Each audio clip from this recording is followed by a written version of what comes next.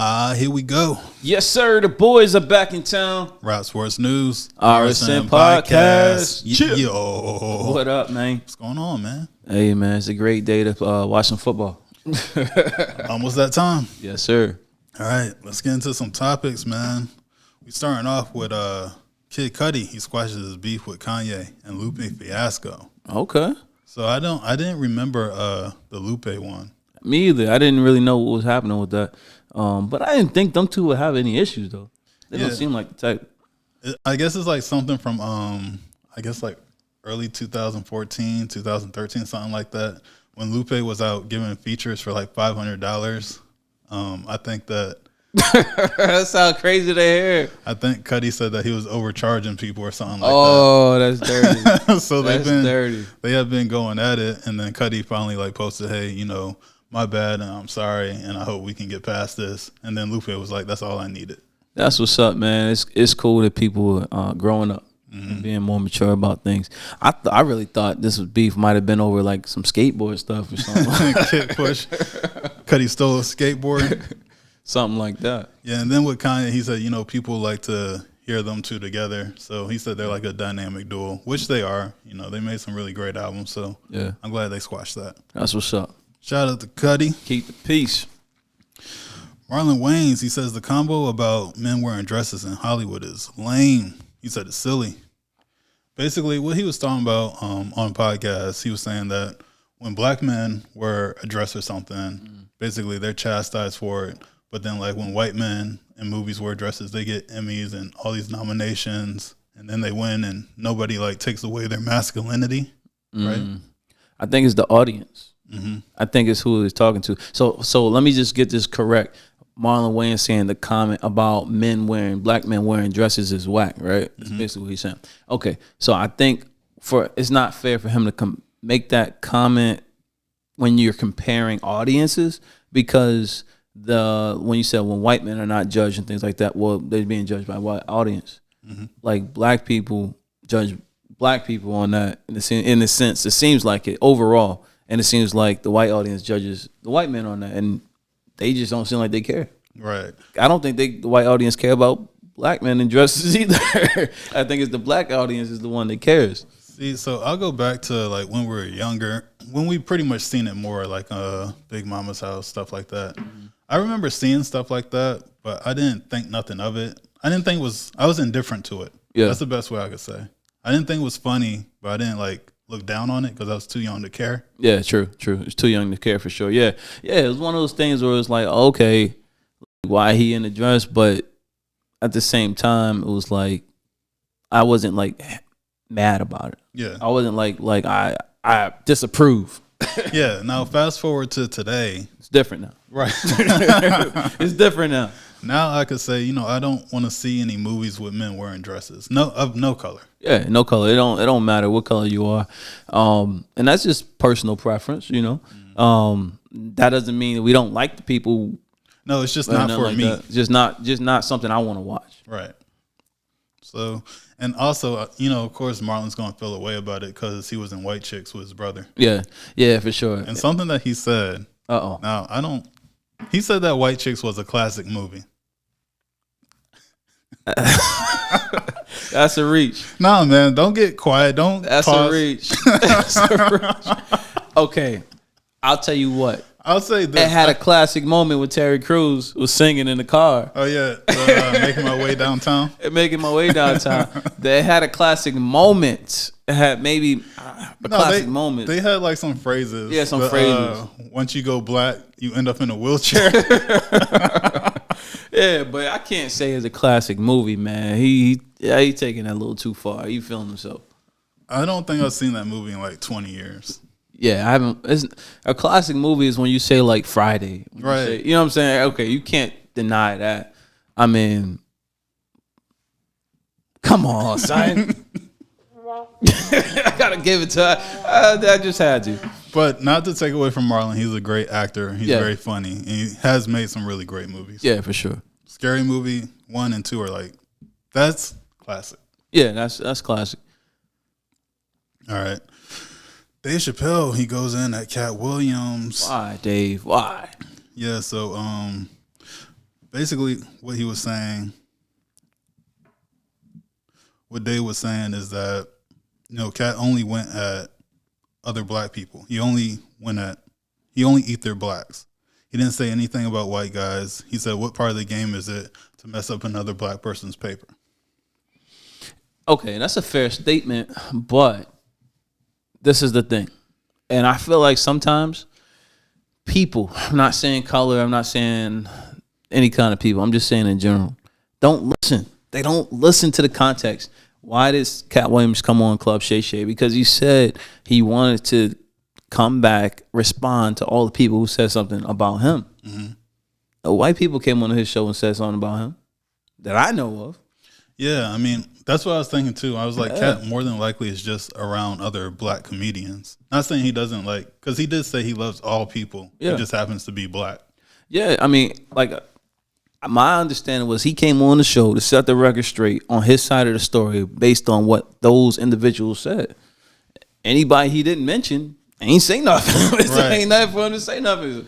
So I feel like, Dave, I don't know what motivated that. Mm-hmm. You know what I'm saying? Like, I felt like that's one of them comments was like somebody's in your ear and it's like, Dave, get him. Like, you know what I'm saying? It's like, yo, Dave, he ain't say nothing bad about you. And then the people who he mentioned things about he was defending himself. Right. Like we see who the hit dogs were. Yeah. Because Faison, he said something. Ricky Smiley, he said something. Steve Harvey, he didn't say anything back. Well, he made a subliminal, but he didn't really say nothing back. Yeah. And then, of course, said something back. I didn't see Sez. I saw Steve Harvey's, and it was just like, I could have lived without it. It was just like, all right, be direct back or just pointless to say anything. But that's what Seth was saying. He's saying, I don't do the internet thing. We'll just meet up in person type of deal. Yeah. I'll see you when I see you, basically. All right, so Jeannie Ma and Jeezy still going through their divorce. And she said, basically, she wants the judge to hold off on enforcing the prenup because she didn't have enough time to read it before she signed it, because she signed it like 5 days before the wedding. Mm-hmm. Supposed to sign a prenup at least like a year ahead. Okay, so you think she needs some money, or you think what you think the situation is, man? Capitalism. Yeah, it's like, yo, okay, look, y'all both got careers. Just go y'all ways. Come in, leave with the way you came in. Right. But that's the thing, like, I don't think Jeannie had Jeezy money when she got there. No, but she had TV money. Like, at the end of the day, I feel like this. And I think her ex-husband was taking some of that, because they were together for like 10 years in Cali. Okay. But I don't know. I just feel a way about that. Not personally, but just looking at the situation, it's like she got her celebrity. She got her name and likeness. He has his. It's not like he's not going to take care of the kid. You know what I'm saying? I'm sure he's going to take care of the kids. I don't think she need the money. I think she just want it. So I don't know exactly what why they got together, but from the outside looking in, it looked like they both kind of needed each other's audience. Jeannie, she needed Jeezy to be a little more hip, and Jeezy kind of needed that daytime TV audience to kind of like him. Yeah, I could see that. I guess they both got somewhat of it, but I feel like for them to fully mutually benefit from being with each other, they didn't stay together long enough. Yeah, that's the thing. Like they would have had to at least ride it out for like 2 or 3 more years. Yeah, it ended way too quick. Yep. So, wish them both the best. Yeah. So, some news: we had a parent give their daughter some slim tummy tea. That was messed up. Right. That was messed up. I saw the clip and I'm like, "Are you serious? Like, you gonna gift your child a weight loss tea?" And she like 6-7 years old, like she's young. And for Christmas? For Christmas? That's terrible. When I saw this, I thought this gotta be a joke. Mm-hmm. You know what I'm saying? I was like, oh, this is a prank. Like, it's gonna be like something she really wanted inside the tea, like box or whatever. Nope. It was the actual tea. It was the actual tea. This is for the parents. Yeah, you gotta take an L on that. Yeah, you big can't time. be giving little kids stuff like that. Nah, she'll be fine by the time she's a teenager. Yeah, that kind of stuff scar you for life, especially the fact that it's recorded on social media. Mm-hmm. What if her kids in her class saw that? Like, oh, we know what you got for Christmas. And you made the news. Like, that's terrible on TMZ. That's terrible. All right. Someone else that made the news. Brick Lady. Rhoda. I think her name's Rhoda. I just know her as Brick Lady at this point. Brick Lady's back. She landed herself in jail, or they're at least looking for her because they found out she was lying about being hit in the face with a brick. They said that after their investigation and going to the club and looking at what happened, talking to witnesses, the Uber driver, she hit him first. Dang. And then he threw a water bottle at her. Dang. And then when she started recording, she was like, "This man just hit me with a brick, and you black men over there, y'all just watched him do it." You know what, man? I'm tired of this. I am so tired of people faking incidents because when something really happens, the people who really need help don't get help. You know what I'm saying? Matter of fact, and I know this is off topic, but I seen that today, actually. Somebody posted this today, and I seen it of a guy, a Hispanic guy, going into a gas station. He had to use the bathroom really bad. And all the bathrooms was closed. He told the lady, "Oh, you can go ahead." You know what I'm saying? Like, "I'll be a gentleman, wait for you." And he just ran into the employee bathroom because he had to go, right? Well, he tried to go in there. It was an employee lady coming out. They got history. She's always, I think she believes she's from Venezuela or something. And she's always acting really stuck up and like type like that. So they're arguing. You see them arguing at the register. And she's like, "You know what? I'm going to call the police. I don't have to deal with your kind," and all, like making all these remarks. And she's Hispanic herself. She's talking to him. You know what I'm saying? Like Latino, I don't know what you call it, but they both speak Spanish. So she calls the police and says that he tried to assault her. What? When he was recording the whole thing and his camera's all over the place. Moral of the story is people stop lying. Like, it's not, you out here doing way too much, man. Yeah, so she got banned off of GoFundMe. Everybody got their money back and looked like a class dunce for giving her money in the first place, for not digging into the situation. It's crazy. It's crazy. I mean, now the fact that she lied about the whole brick thing, I mean, I wouldn't feel bad if she really did get hit by a brick because it's like, you deserve it. Don't try to ruin somebody's life.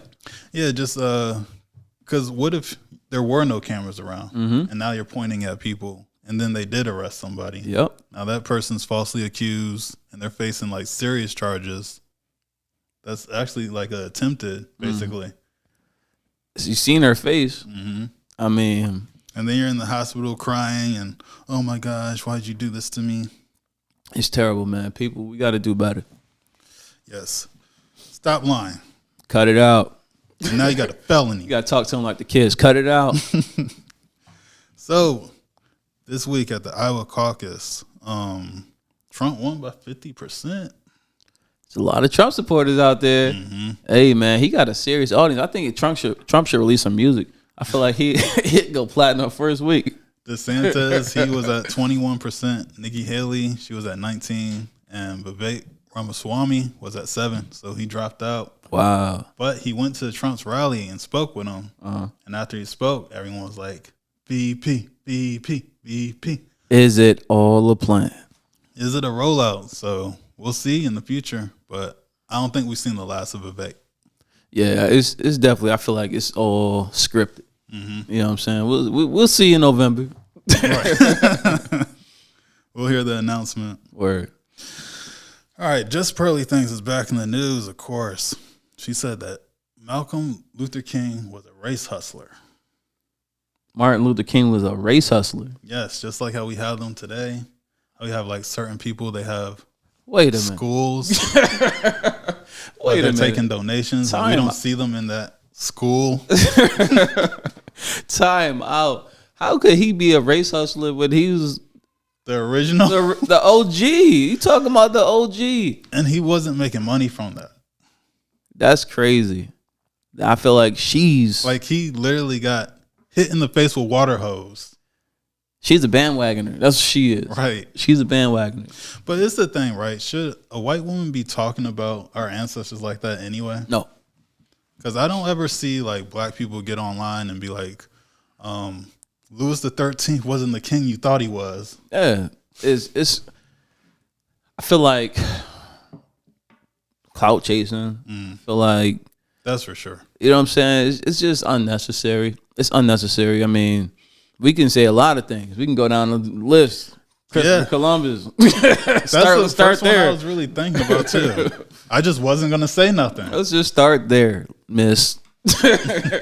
Nah, but I feel like it's unnecessary. If you really care, do something productive, positive. If you really cared, do something about the people. Do something to help the people.